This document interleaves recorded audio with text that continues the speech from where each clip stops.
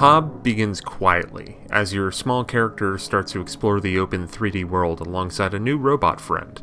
The world is in disrepair, and a tiny act of kindness leads to a lost limb and a brand new mechanical appendage. From there unfurls a quest to put the land back together by completing a wide variety of environmental puzzles and exploration-focused quests. The easy comparison can be made to the Legend of Zelda series, but the looser structure provides a more abstract connection. Hob, the Definitive Edition, is an intriguing, mostly wordless journey through a planet in turmoil that rarely dazzles, but remains consistently engaging and enjoyable throughout. As I mentioned, this is the Definitive Edition, and while I can't speak to what Hob was in its original form when it was first released in the fall of 2017 from Runic Games, this Switch package boasts a slew of improvements. Menus were tweaked to be easier to navigate, the structure of the main narrative was purported to be made clearer and less confusing at times, and some environmental cues were improved to smooth out rough spots. If you're very curious, the original version is included in this package, and you can play it as it was first released in 2017, but it appears that the Definitive moniker is very accurate here, at least as far as the gameplay goes.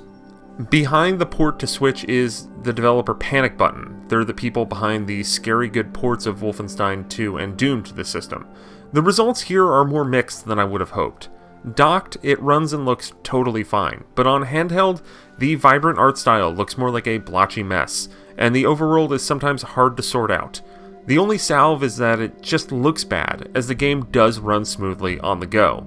In both modes, Hob is playable and competent, but even as a primarily handheld player, I vastly preferred playing this one on the TV. A lot of the immersive and intricate detail is lost on the small screen of the Switch. The game itself is driven forward by trying to reach different objective markers on the overworld map. To get there, you have to explore the area while figuring out interwoven puzzles and accruing new power-ups and abilities. It's rather linear. Light on exposition and hand-holding, it does walk a thin line between being too obtuse at times and enjoyably immersive. Throughout the 10 or so hour adventure, I never got too far off course.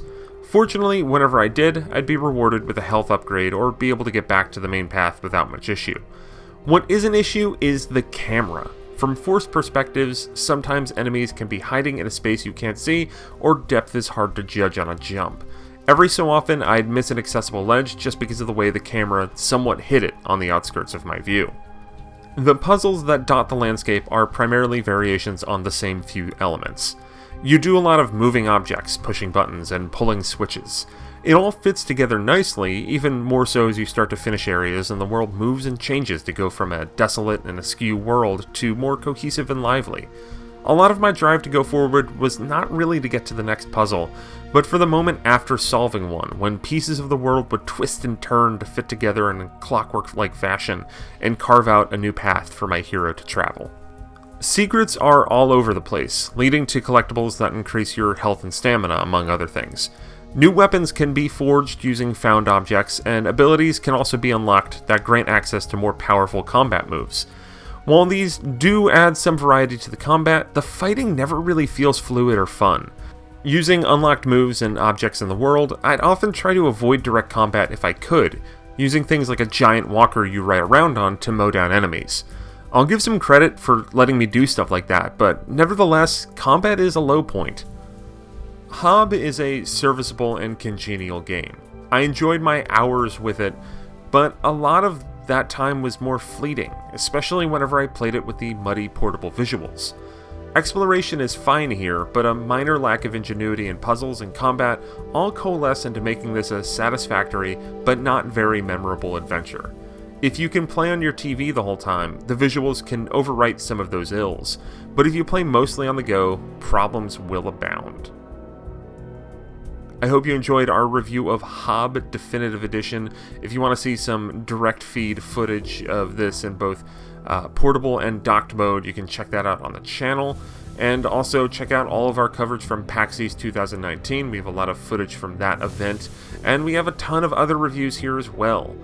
Thank you so very much for watching and listening and all that stuff. And yeah, check out the website, NintendoWorldReport.com. And thanks for watching. Bye.